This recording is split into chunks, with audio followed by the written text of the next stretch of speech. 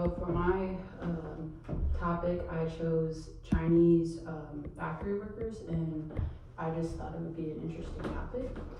So to start off with, there are 600 Chinese workers that went on strike a couple years back. I found this out from the boardroomproject.org.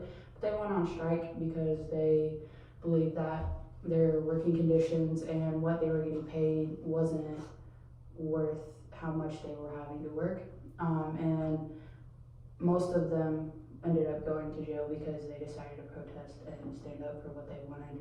So they got sent to jail for some of them months, and some of them got sent there for a couple of years.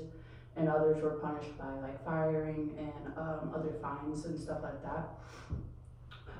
So basically, what I found out is these Chinese factories are crowded, run down, and these factory workers receive little from their company, whether it's benefits, housing, payment, anything like that. They receive little to nothing, and they're extremely overworked. The 3 points I'm going to be keying in on focusing on are the conditions, how they're unhealthy and unpractical for what they have to do, the variety of laws that are broken each day, and the punishment that these companies don't receive.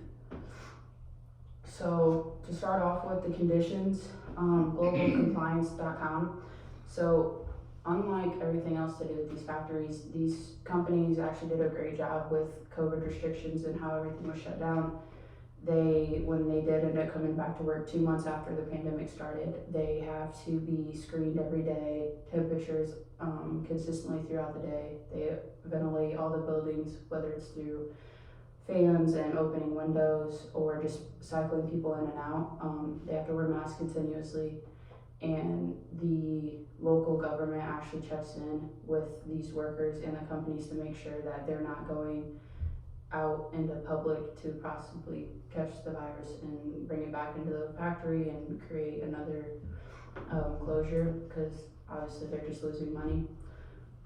But another thing that in my visual aid, there's pictures of the housing that they are forced to stay in, and it's generally 8 to a bedroom that's very small. They have little to no access to water, so they have to carry it in through buckets after their extremely long work day just to get a shower, to get a drink, and things like that.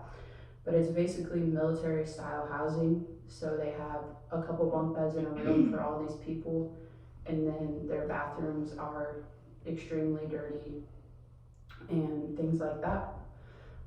Some of the punishment from facingfinance.org, these workers are getting on average $257 a month, and the managers and company owners and the leadership throughout the factory company, they make just as much as people in the United States do for that type of job. So around 100,000 a year, if not more. And while their workers are only making that, and they're working crazy amount of hours. But the managers, they know that they can keep these wages at what it is because the workers need it, and they're not able to provide for themselves without it, or they could be sent to much more harsh conditions and stuff, working in fields and things like that. Some of the laws that are being broken from ChinaLaborWatch.org. So monthly, these workers are only supposed to work 36 hours of overtime plus their typical 9-hour day. But on average, they're working 80 to 175 hours of overtime per month per worker. So they're overworking them, they're not paying them the amount that they're supposed to.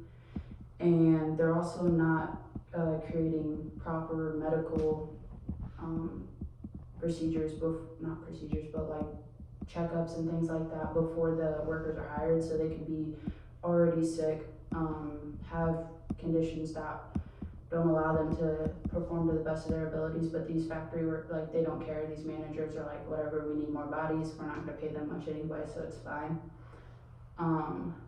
The workers have little to no training before they start. They're supposed to have 24 hours of training before they start working in these factories, no matter where they're at or what kind of company it is.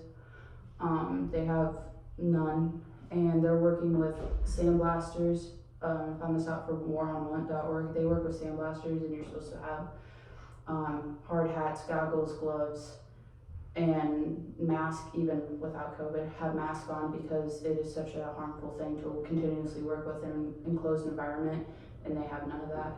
Their managers just want them to produce as much as they can in a day, and if they don't meet their goals by what would be quitting time on a particular day, everyone has to stay over and they have to meet their goal and push on past that, because the demand from so many other countries is so high. Like, a lot of us have noticed most of the stuff that we get in the US is from China, made in China some way, somehow.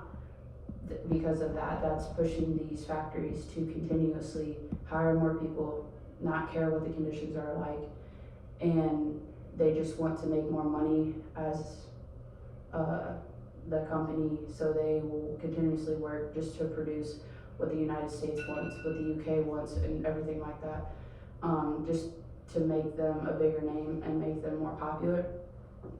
So that's really is how it affects the US in general. Facing Finance also told me that these workers are only allowed one visit home per year, and it's not always the same time every year, so you could end up going a year and a half, but it's just day by day. So they're only allowed one visit home per year, and most of the time.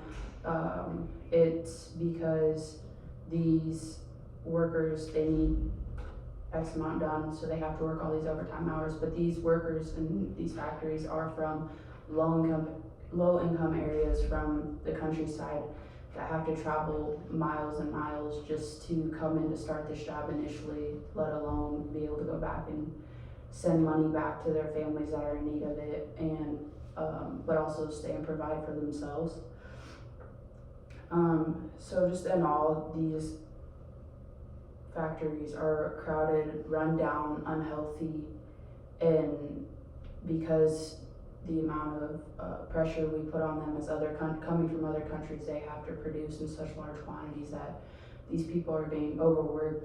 No matter men, women, or their age, they start at 16 years old, they can be sent to the factory to work, and they can, up until the day they die, they can work there and work all these hours because there's such a large demand. And I think that we need to look for another way out of sourcing where things come from, because eventually we're gonna overwork these people and they're not gonna have anything, or people are gonna continue to go on strike and factories are not gonna have workers to produce what they want, and it's gonna cause some big issues, not only as the United States, but other countries that ship in from them, such as Canada, and Mexico does also. Those are two bigger ones besides us, and it's not going to be good for their workers, and it's going to shut down a lot of factories in China. That's all I have. And these are my audience. There's two more here. Make it okay. All right.